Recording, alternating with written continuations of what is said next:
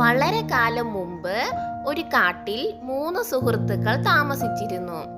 അവ ഒരു മാനും കാക്കയും എലിയുമായിരുന്നു. അവർ ഒരുമിച്ച് ഭക്ഷണം പങ്കിടാറുണ്ടായിരുന്നു. ഒരു ദിവസം ഒരു ആമ അവരുടെ അടുത്ത് വന്ന് പറഞ്ഞു, എനിക്കും നിങ്ങളുടെ കമ്പനിയിൽ ചേരാനും നിങ്ങളുടെ സുഹൃത്താകാനും ആഗ്രഹമുണ്ട്. ഞാൻ തനിച്ചാണ്. നിനക്ക് സ്വാഗതം, കാക്ക പറഞ്ഞു.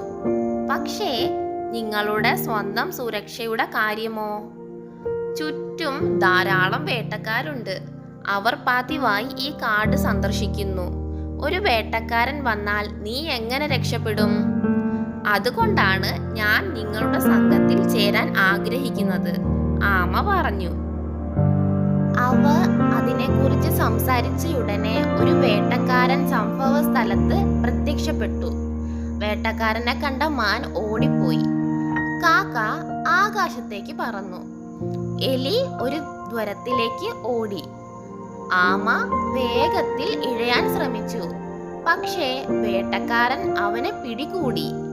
വേട്ടക്കാരൻ അവനെ വലയിൽ കെട്ടിയിട്ടു. മാനിനെ നഷ്ടപ്പെട്ടതിൽ അയാൾക്ക് സങ്കടമുണ്ടായിരുന്നു.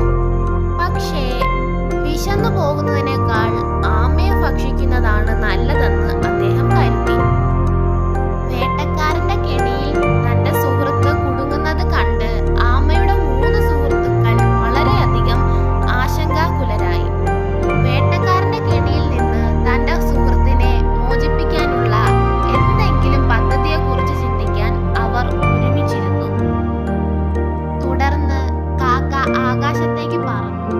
വേട്ടക്കാരൻ നദീതീരത്ത് നടക്കുന്നത് കണ്ടു.